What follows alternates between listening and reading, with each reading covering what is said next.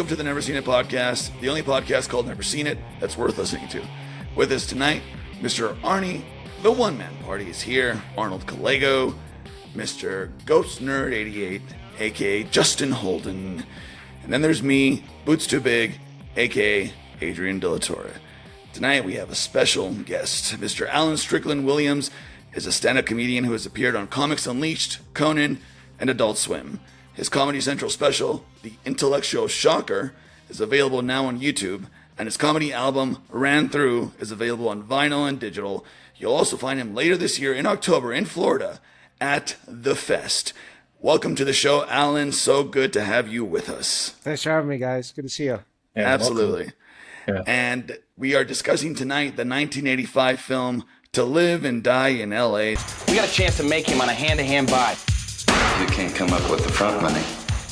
You're not for real. Directed by William Friedkin. When his longtime partner on the force is killed, reckless U.S. Secret Service agent Richard Chance vows revenge, setting out to nab dangerous counterfeit artist Eric Masters, played by Willem Dafoe. Alan, you chose this movie. Tell us, why did you choose To Live and Die in L.A.? Well, it's like, first off, it's just one of those movies that, you know, those types of movies where it's like you've always heard of them, but you've never seen them. It was one of those. Obviously, I live in L.A. And then like kind of a very specific thing that happened that was funny is my neighbor, this was a couple months ago. My neighbor asked me, said that there was like a show where they were what's the Wang Chung, right? Mm. That's the band that did the music for it.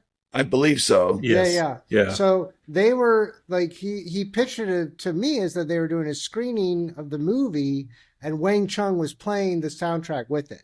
And I was like, oh, hell yeah. Let me go to that.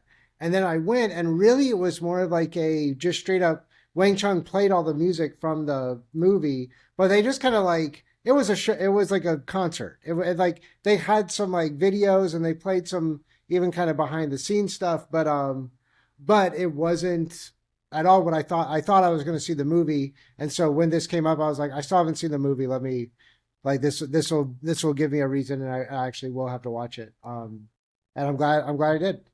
What was your perception of this movie prior to watching it? And then how did that change? I knew that it was, I kind of have a working idea of William Friedkin and that he's like, kind of like what new Hollywood, like asshole, like guy.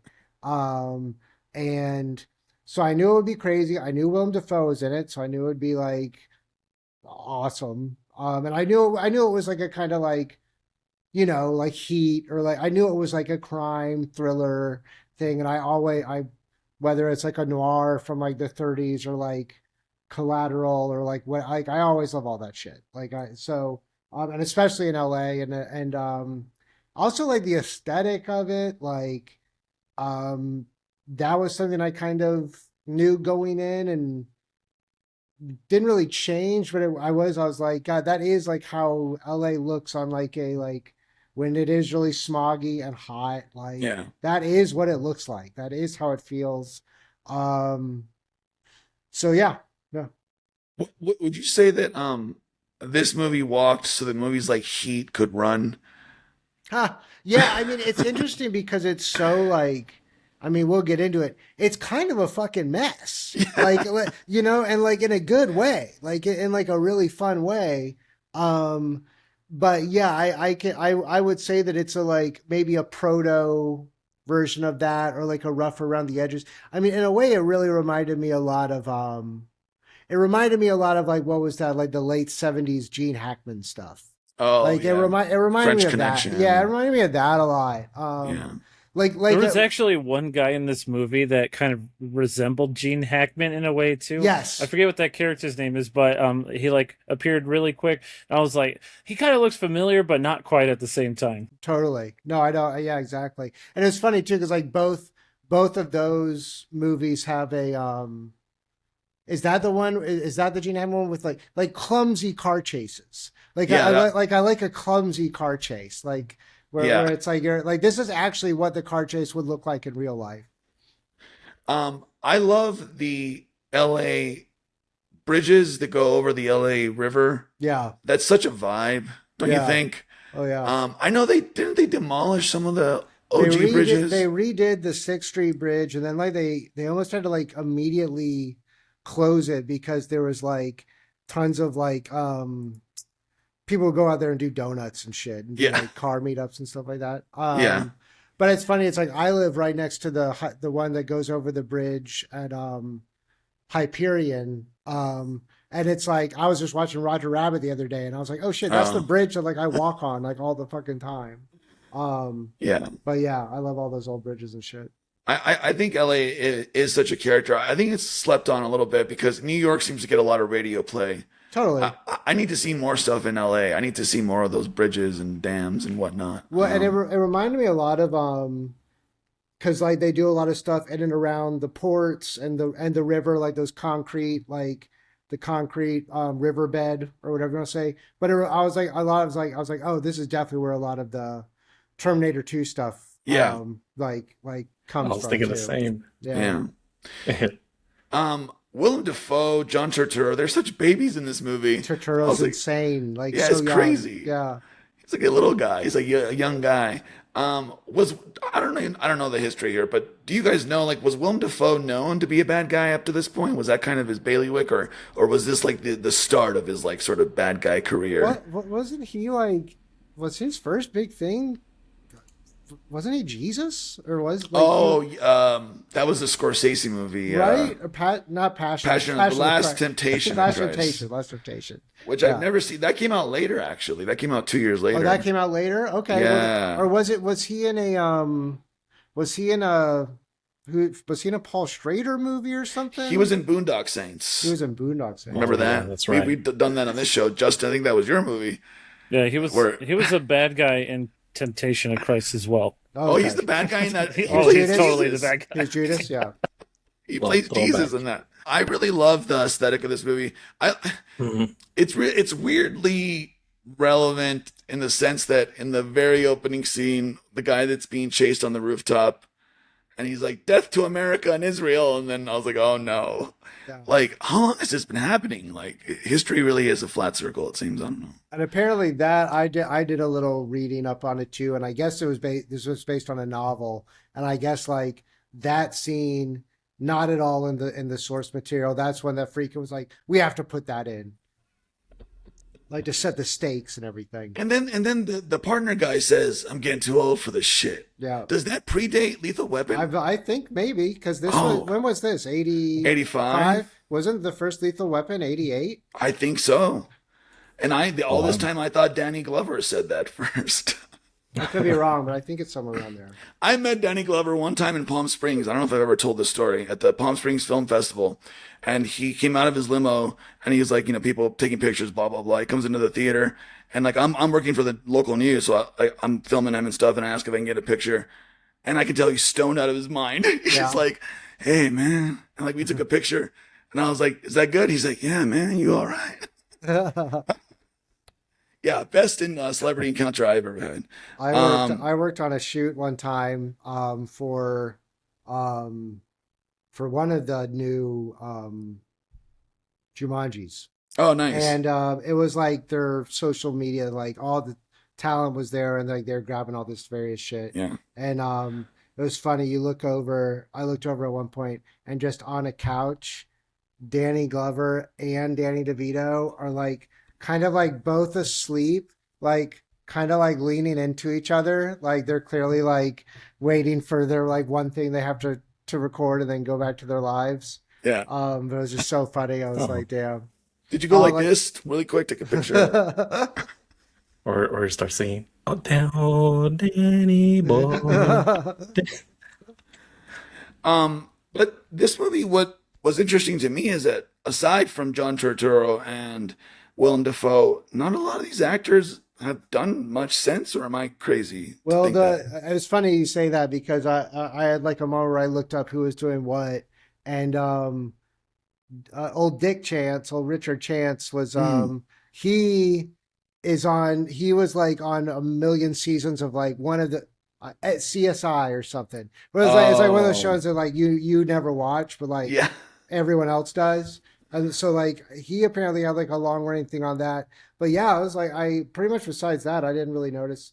Well, that's not true. The guy who does play his like his new partner, I've seen him in other stuff. I couldn't tell you off the John top of my head, Pankow. but I've seen him in other stuff. Life is a House, Rambo, Bride Wars. Hmm. Never heard of Bride Wars. What was he in Rambo? I don't remember him in Rambo. But Probably yeah, a small part. yeah, probably a very small part. It is a mess. To me, I think the story was kind of convoluted at the end. Don't you think? Like, I didn't really understand fully.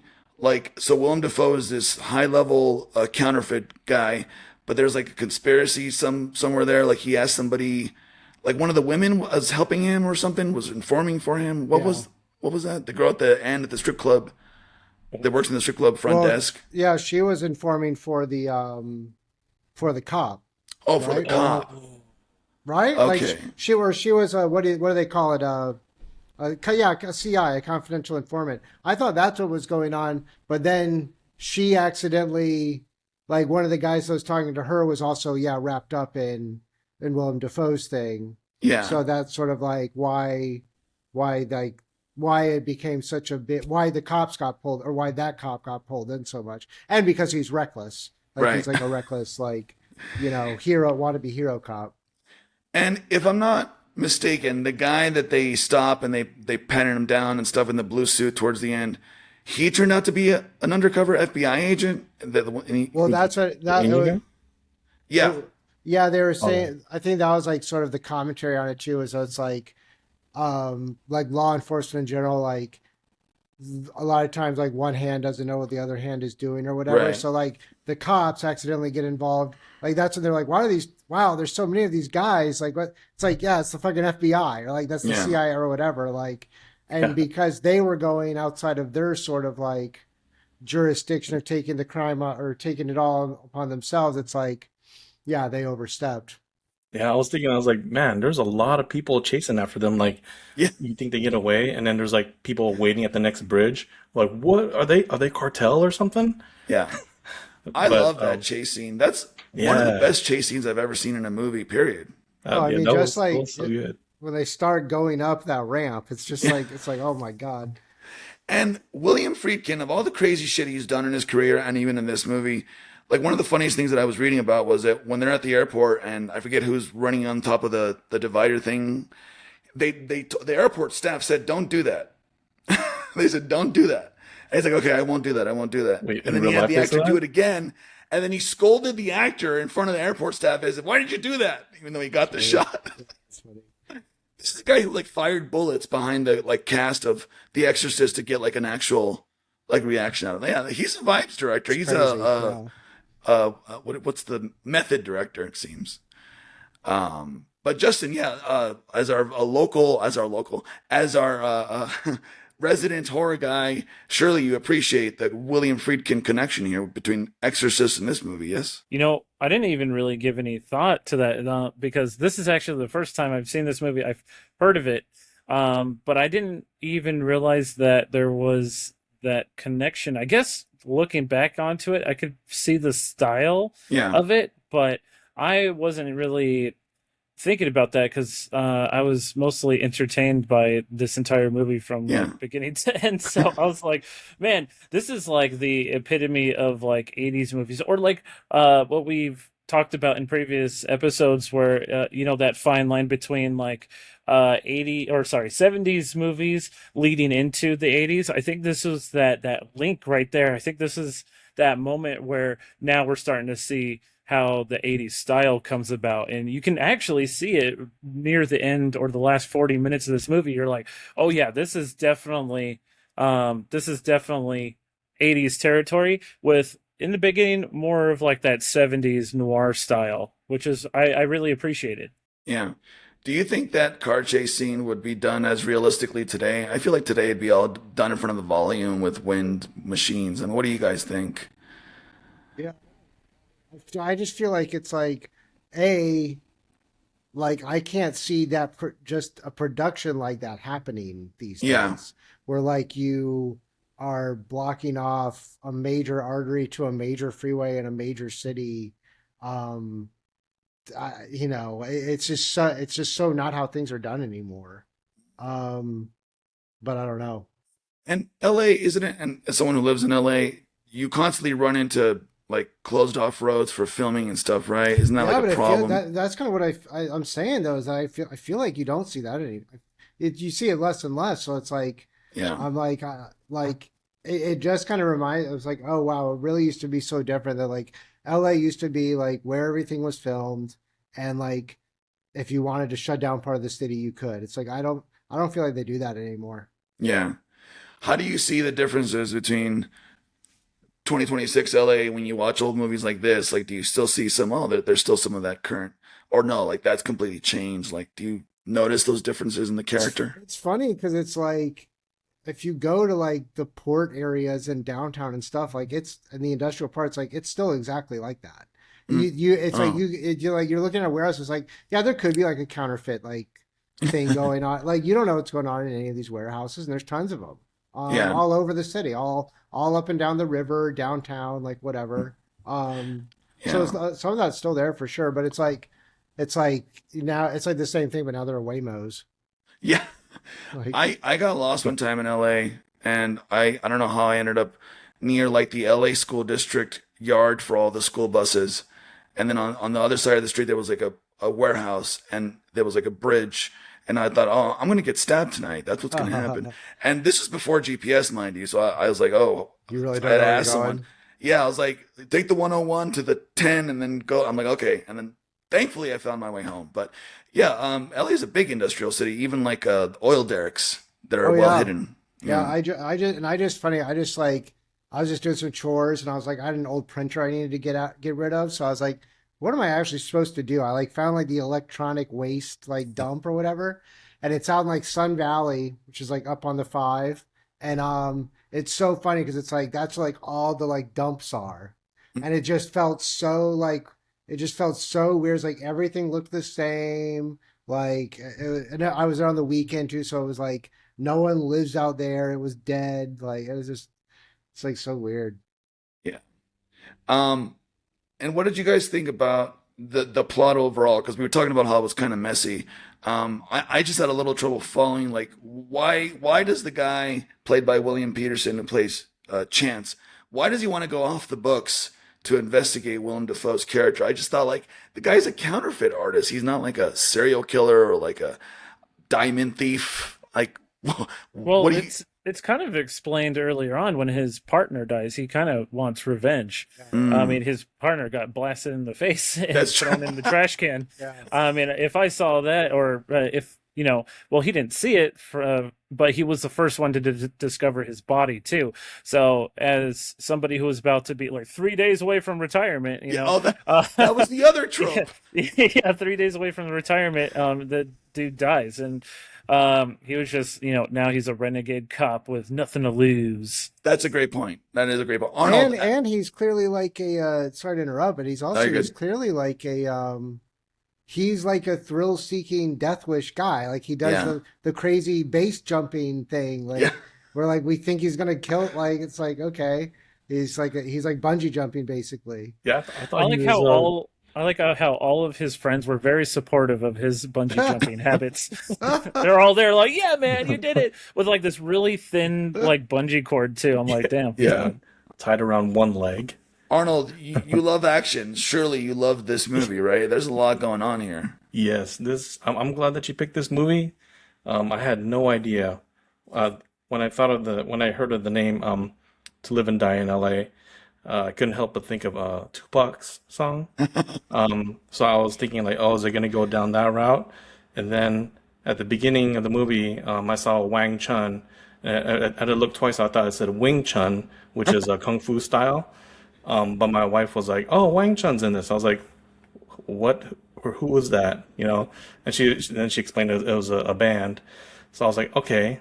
And then just the way how it started, this movie is like the kind of stuff I was raised on, but except I didn't really watch too many movies growing up.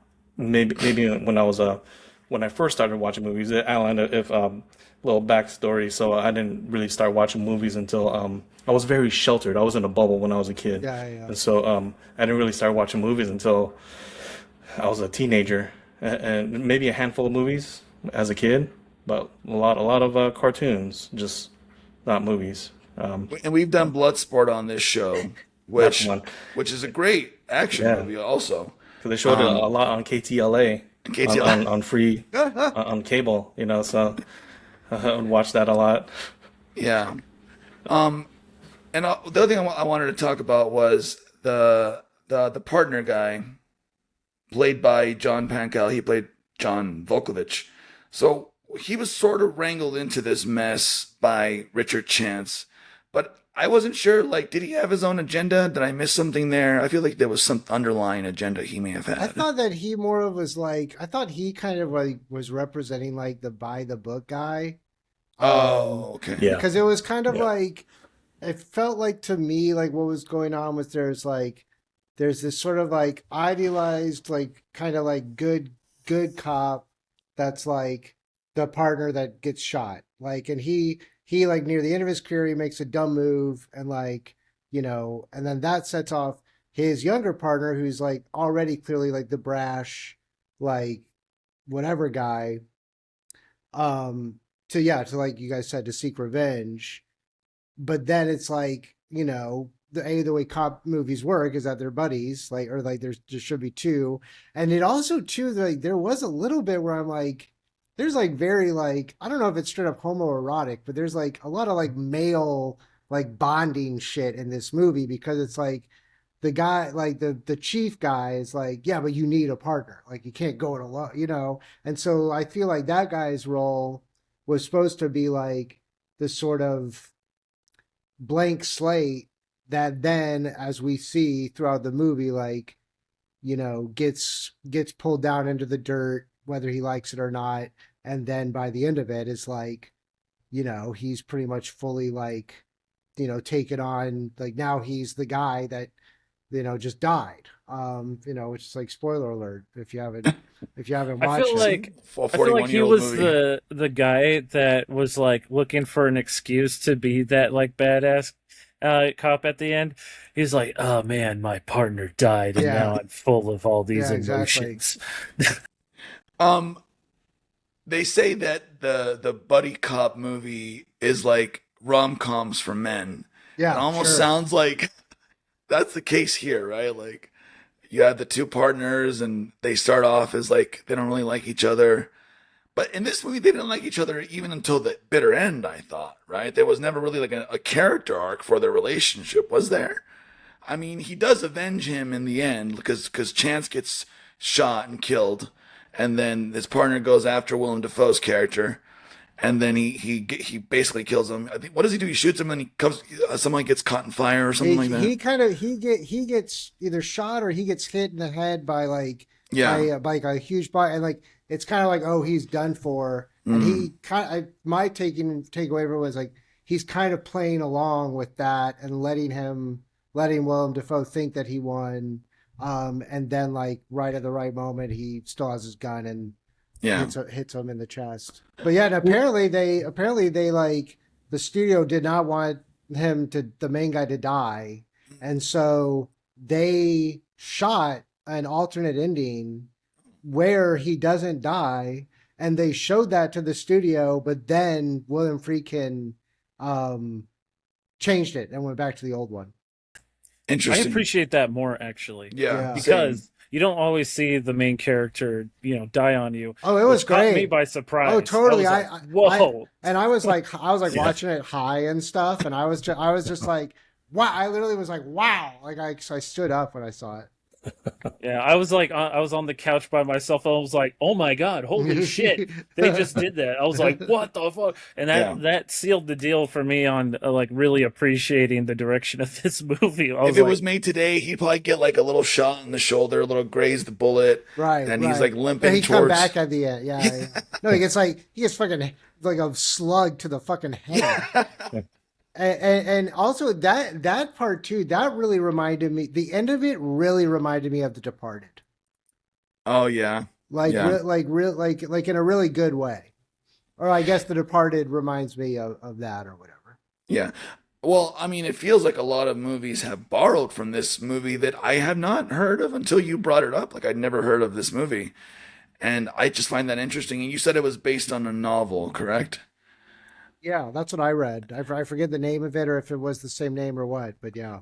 And like, even movies like Die Hard was based on a novel, or was based on a screenplay that was based on a novel that originally was supposed to star Frank Sinatra, of all people. And Frank Sinatra was like, I'm too old for this shit. So then, like, they put it away, and then later on they'd like, oh, let's make this movie, and Bruce Willis got attached and all that. But I think this movie also predates Die Hard, if I'm not mistaken, because Die Hard came out like in '88 or '89, I believe. Oh, that was the 90s. It was like the latter part of the '80s. But yeah, so Richard Chance, he does have a bit of a character arc because his death gets avenged by his partner. And it's also kind of poetic that both he and his partner took a slug to the face, and that's how they both died, right? Like, Right.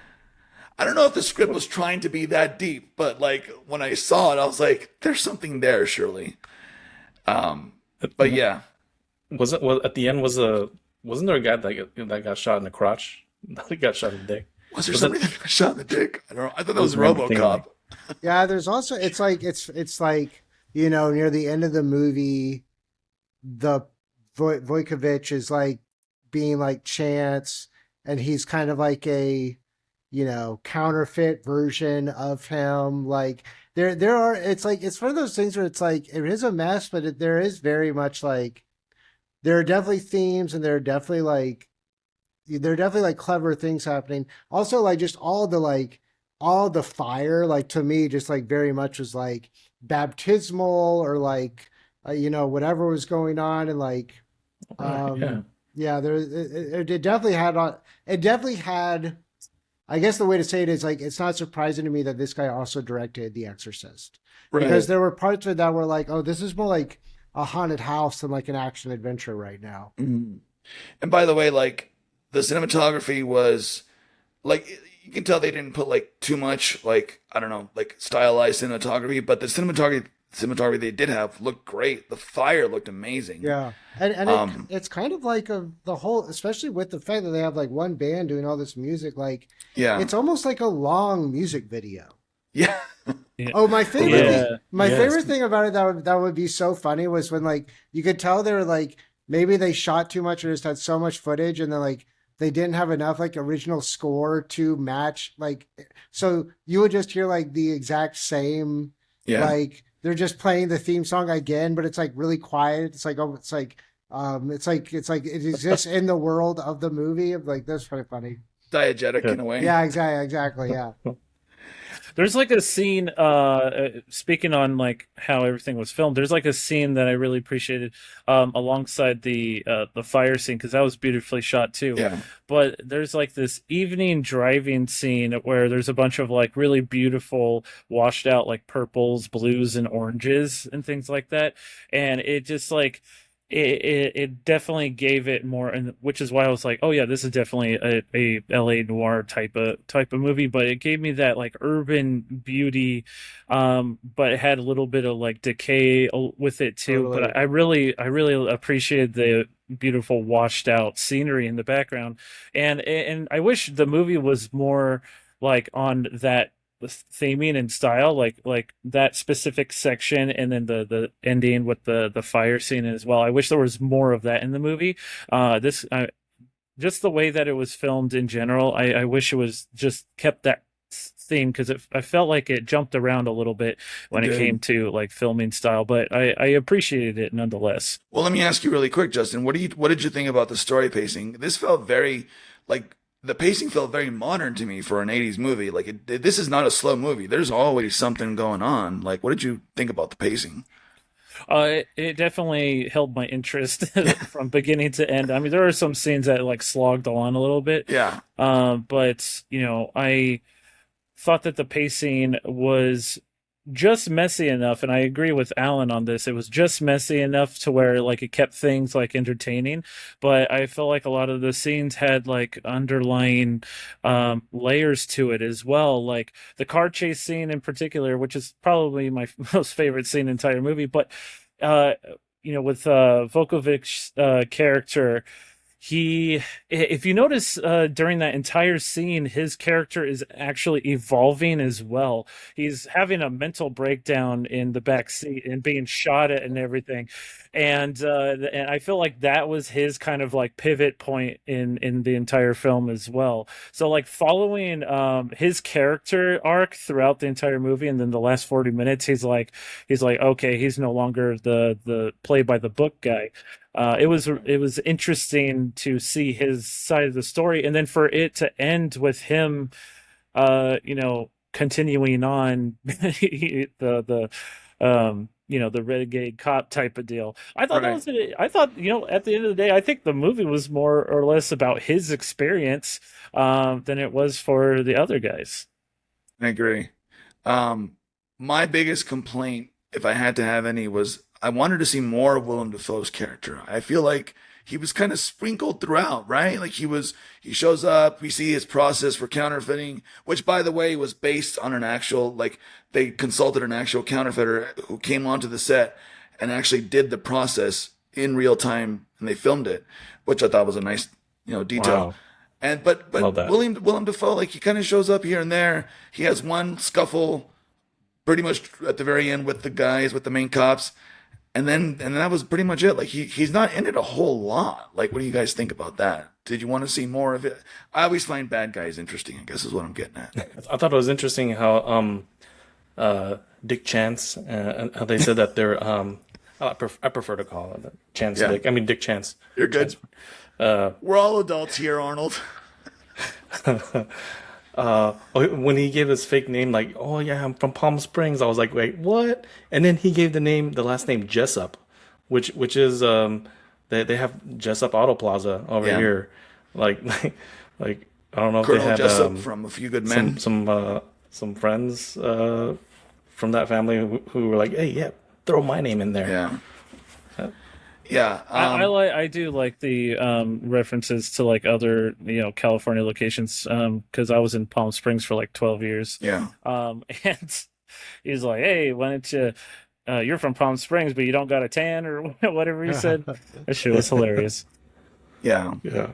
But what did you think, Alan? More of Willem Dafoe's character? What did you think about that? Yeah, I mean, I feel like they probably were making the right move because just in the theory of like less is more, and like like, and what they do show of him to us is so like, it's like weird psychosexual things are happening. Like he's meant to be like a cipher, like he's meant to be like a counterfeit version of a person or like whatever you want to say.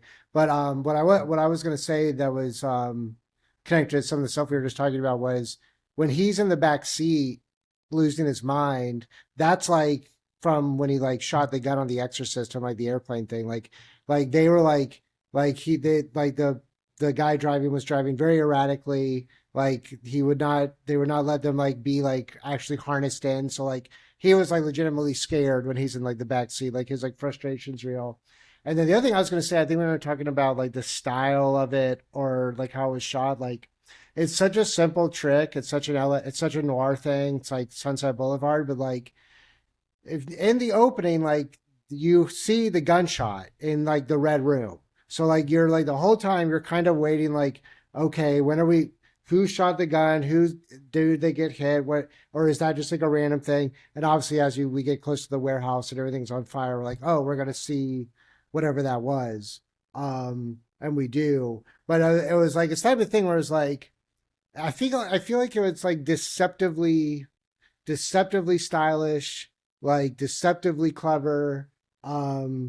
It's definitely like has some flashy like moments and stuff, but it does seem like a lot of thought went into it, and a lot of like it feels like a lot of craftsmen worked on this. Like it must have taken a lot of technique to get these shots to look the way they did. These are like, especially like Defoe, Turturro, these are like amazing actors. These are like some of the best actors the stage and the screen have ever, seen in modern times. The guy that did all the like stunt stuff, I forget his name, but he's like a guy, like he is like a guy that did a lot of shit. That's like a legend. Um, and then clearly like also like having like what was at the time like one of, if not the biggest band in the world to do like the score for it. It's like there's like a lot. It's like a very like it's a testament to like how many people working on a thing it takes to make it like good. Agreed. And again, like you mentioned, craft. I feel like there would be less people on a movie like this today because it would probably be filmed in front of green screen, in front of the volume. Right. More digital artists. Which, by the way, nothing against digital artists, but like you said, like back then, it takes so much to make a movie because most everything had to be done in camera, right? Right.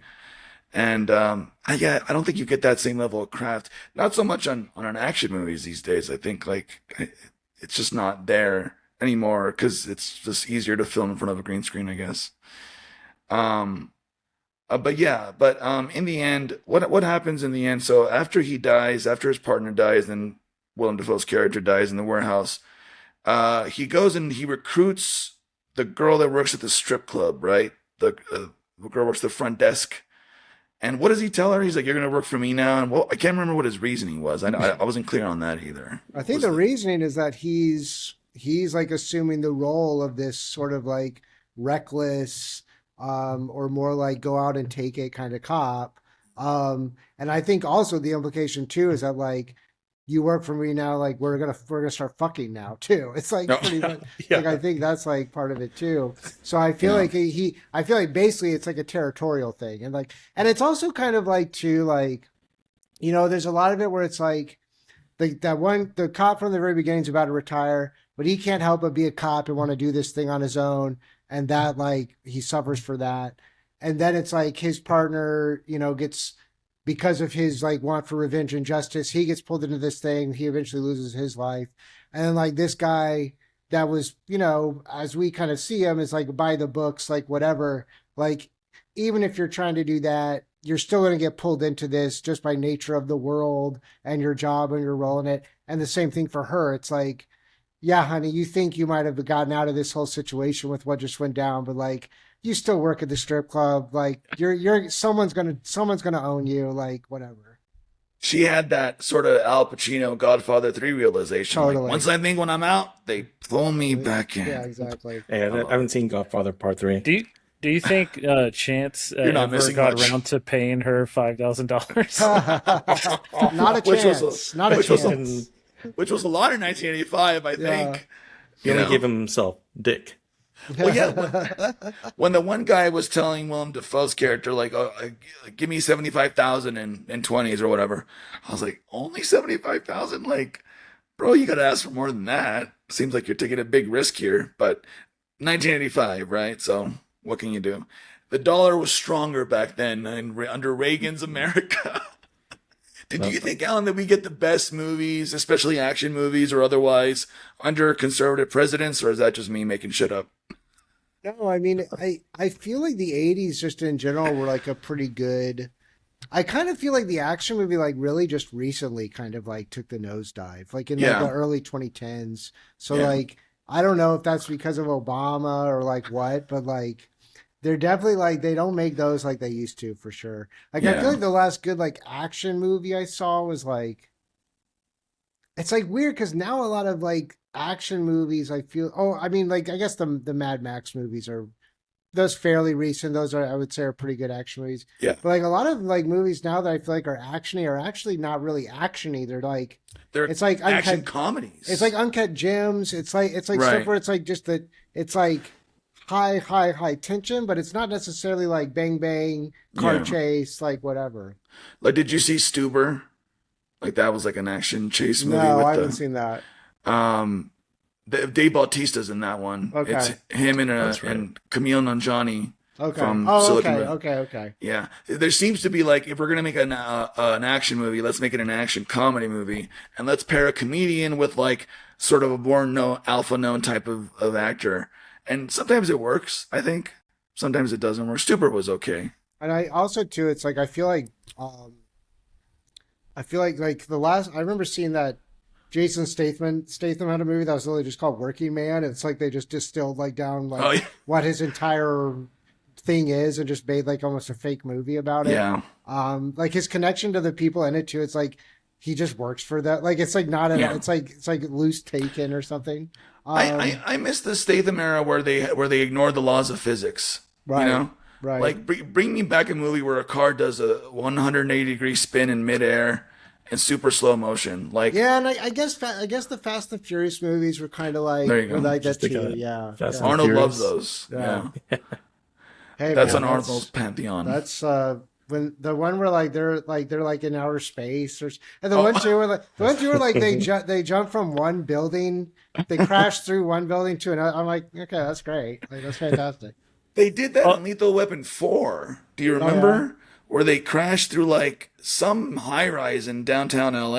Am I remembering this incorrectly? I could have sworn they're in the car, they're on the freeway, and then they end up like they go over the freeway edge and they go through an office building, if I remember correctly. Well, And now it's like the action movies too. It's like you got Tom Cruise literally like Oh, yeah. on a like hanging onto a Yeah. plane and Breaking stuff. his ankle. Yeah, exactly.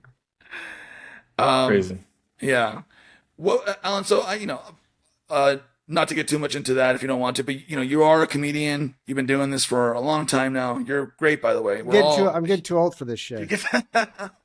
We're all fans of you on this show, which is why we were all so excited. So I have to ask you, as someone who lives in LA, you're adjacent to the film industry. Like, could you see yourself in a movie like this, or any movie or show? Where I mean, I don't know. It's so funny because it's like I do feel like there has been like I'm just thinking specifically of like Bob Odenkirk did those like Nobody movies. yeah, those are fun. And those are fun and those are good.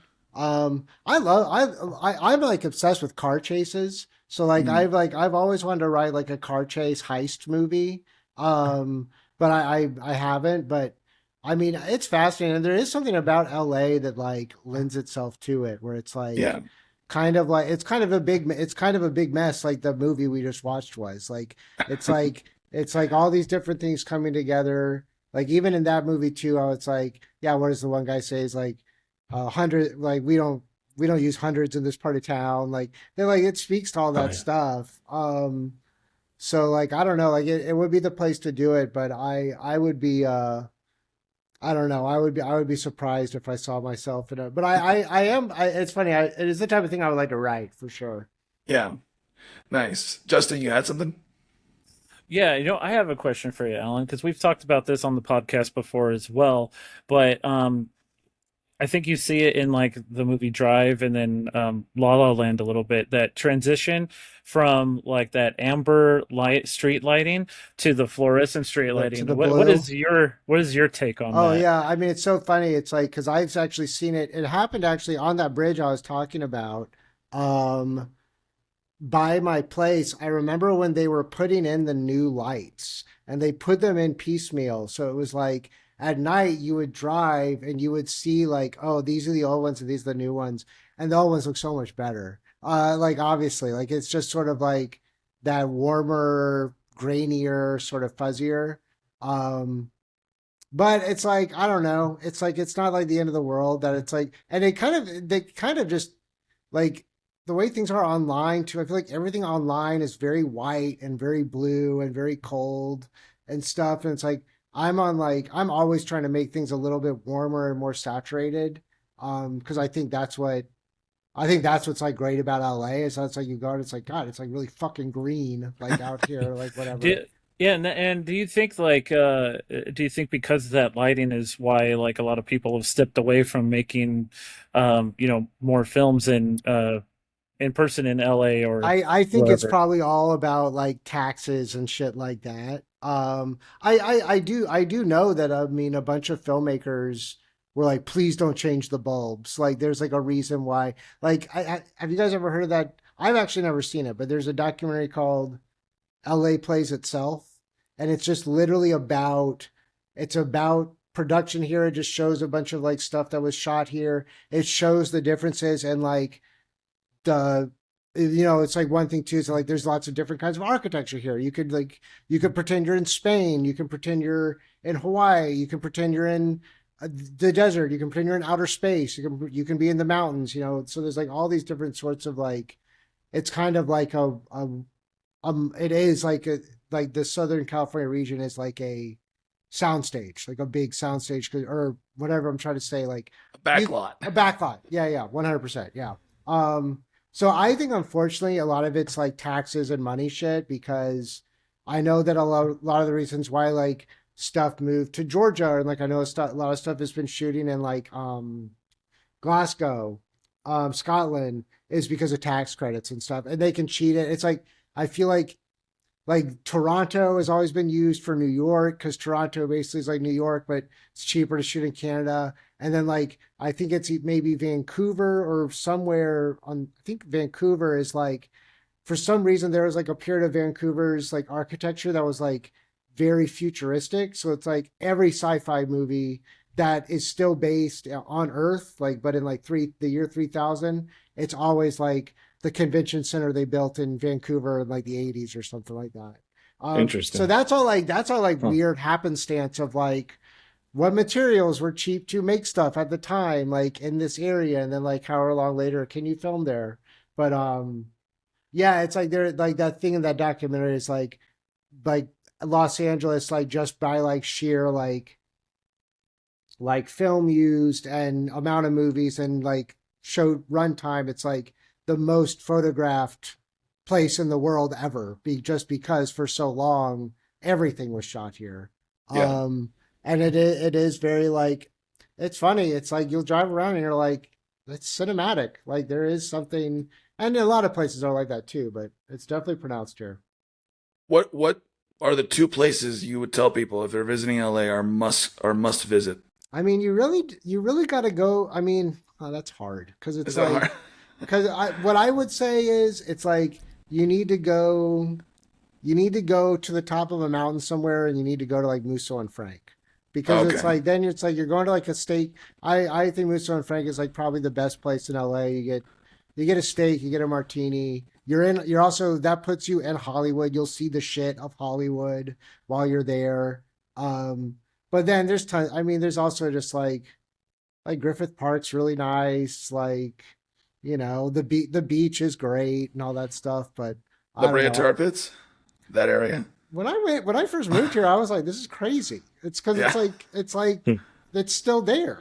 Like it's weird that they haven't like completely gotten rid of it. And that to me, a lot of it too is like, I'm from Florida. I'm from like the swampy part of Florida. So like the La Brea Tar Pits to me is, I'm like, yeah, that's like, that's where the dinosaurs were. Like, yeah, it's just still like that. Two more questions for you before we start to wrap her up. Cool. A, where do you stand on the Grove? And B, have you ever had a run-in with Andy Dick? The Grove. Okay, so the Grove, I'm almost like, the Grove is a little out of my world. I'm either at the Americana, because I live near Glendale, or I'm at I'm at the Burbank. I forget what the Burbank one is called, but the Burbank one I'm at a lot because I have the AMC pass or whatever, and those are my favorite AMCs in the city. For me personally, it's just so easy to jump on the 5, go to the one that's in the mall or the one right next to the mall, park in and out, fine, like no problem.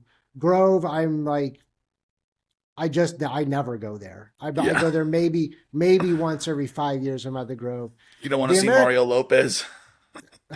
I know, exactly. And then like Santa's out there and it's like 90 degrees in December.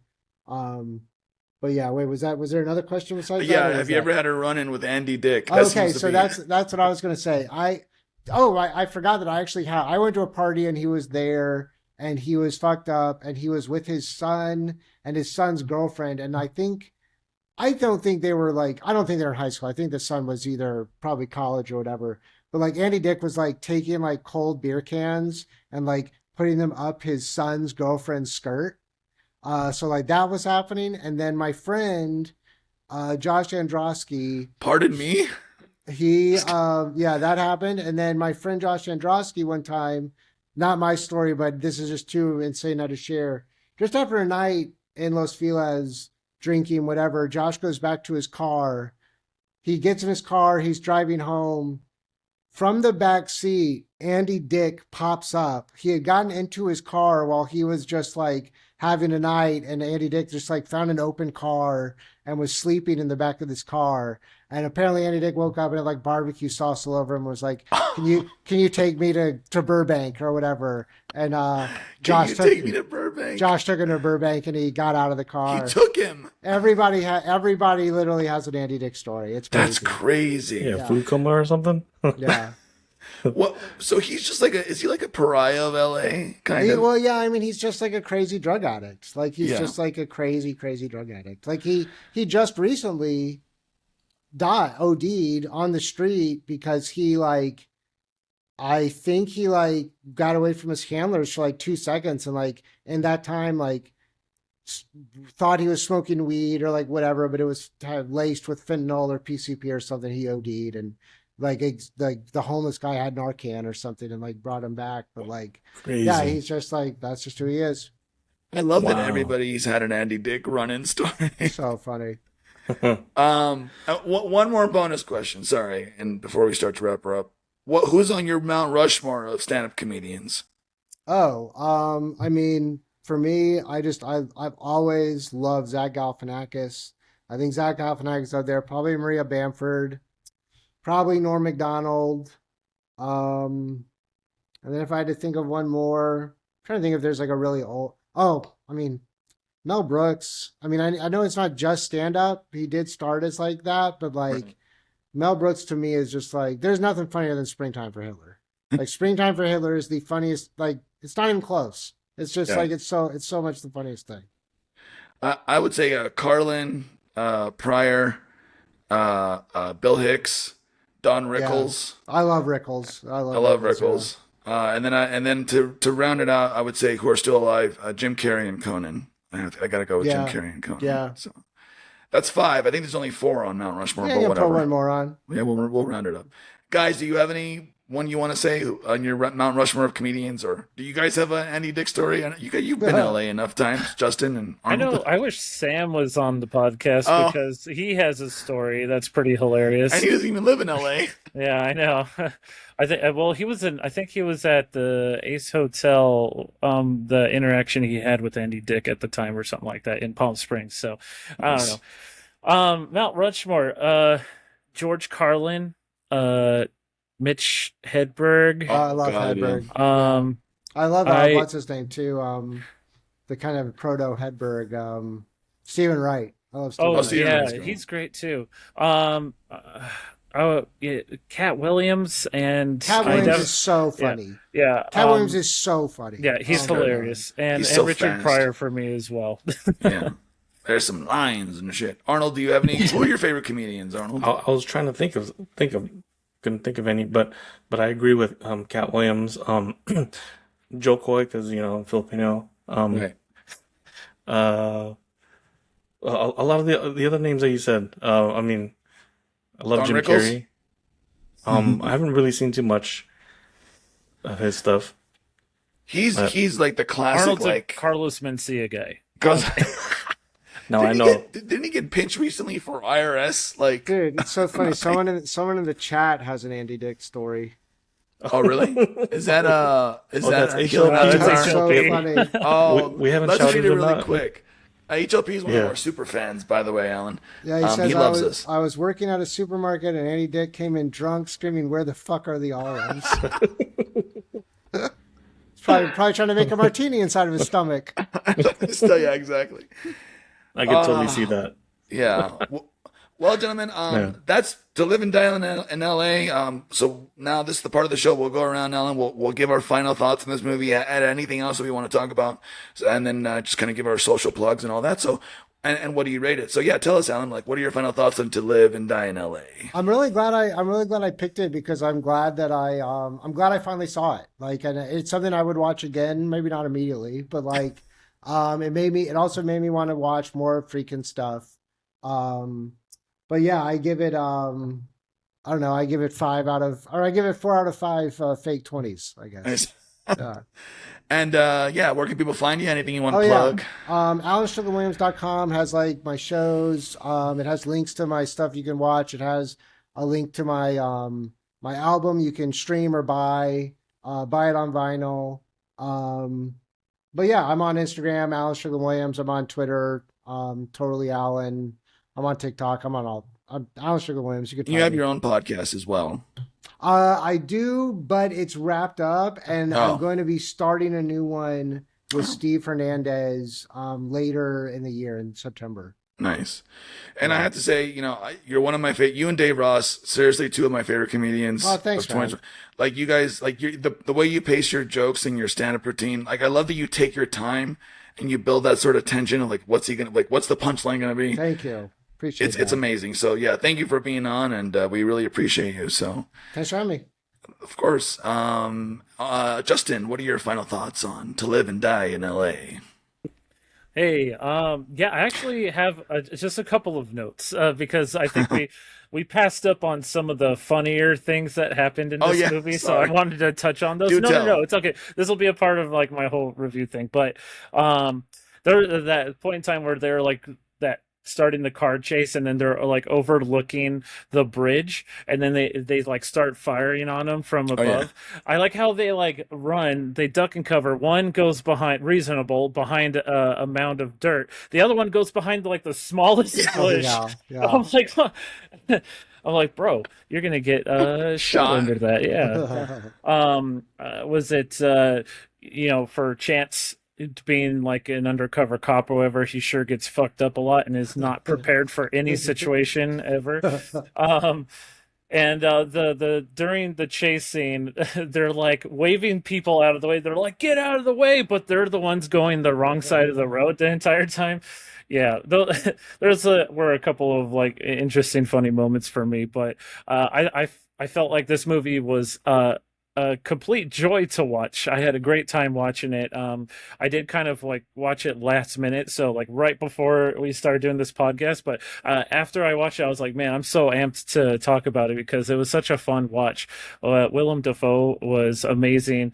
Although we did not get to see very much of him, I think the times that he was on screen was very impactful, and I think he really created his villain, made it his own, and him dying in such a way, in such a menacing way, with lighting the cache on fire, getting shot, and then dropping it, and just being lit up in flames, completely terrifying looking, by the way, especially when he's screaming. I thought all around, like, this is probably one of Willem Dafoe's best. But other than that, it's a really fun watch. It does slog in certain areas where I'm like, okay, let's move it along here. Other than that, I highly recommend people go watch it, especially if you've never seen it. This is my first viewing of it. I've always heard of it, never got around to watching it, and I didn't even really think about watching it up until we were doing this movie in particular. So, my rating at the end of the day is going to be a 4 out of 5.